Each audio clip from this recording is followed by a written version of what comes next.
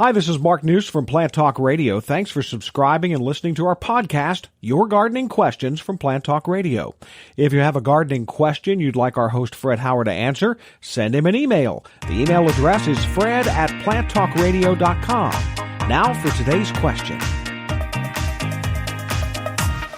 You know, if you want to email Fred a question, you can do that anytime. Just go to our website, planttalkradio.com, and click on the Ask Fred button, or just email him directly, fred@planttalkradio.com.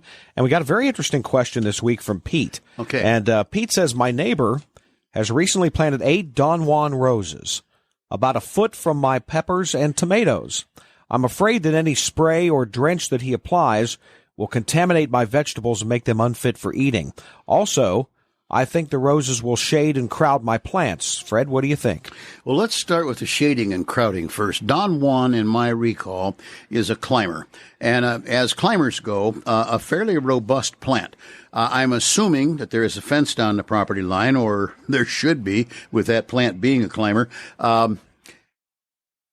If the neighbor is fastidious and keeps it either, let's just say, tied to or directed down the fence by pruning, or both, it probably will not be that much of a shade factor, although right next to is allowing for pretty close tolerance.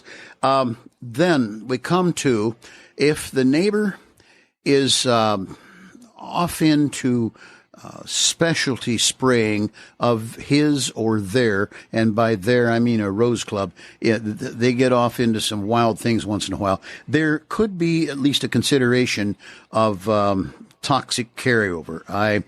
I hate to say that, but it's at least a possibility. Now, if the neighbor uses normal stuff from the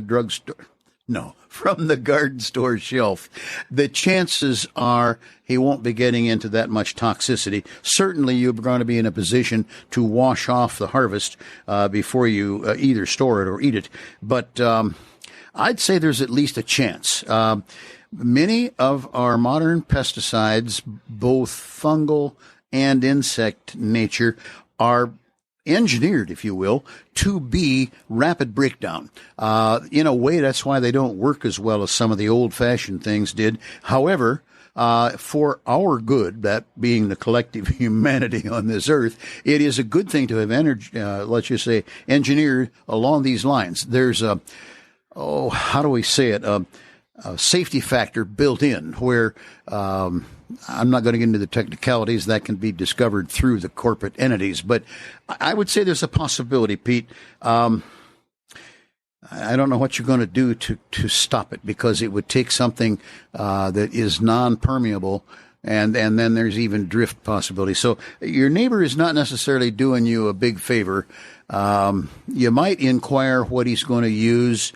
If it's fancy concoctions that a Rose Club comes up with through various surreptitious reading and so on, there could be some risk, yeah. I guess this is one of those times when communication is the key. Yes, I think communication is the key, and in that the neighbor is doing this, I think communication may be a history factor. Okay. Hey, thanks again for listening to our podcast. Be sure to subscribe to our other podcasts as well, the Plant of the Week podcast and the Plant Talk Radio podcast, all on iTunes or your favorite podcast player. If you'd like to sponsor a daily podcast, contact us at fred@planttalkradio.com. To find out more about Fred Howard and Plant Talk Radio, visit our website, planttalkradio.com.